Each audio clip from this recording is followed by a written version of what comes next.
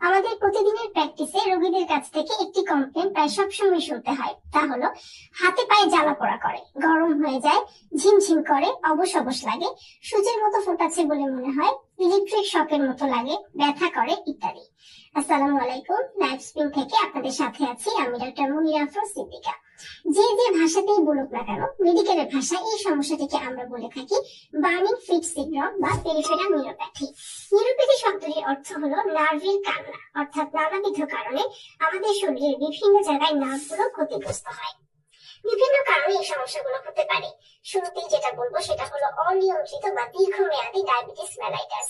প্রথম এবং প্রধান কারণ হিসেবে এটিকে চিহ্নিত করা যেতে পারে। এছাড়া chronic kidney disease, thyroid hormone জনিত বিভিন্ন রকমের সমস্যা, নানা রকম ভিটামিন, বিশেষ করে vitamin B1, B6, B12, vitamin D, calcium ইত্যাদি ঘাটতি, স্মোকিং, অ্যালকোহল, বিভিন্ন রকম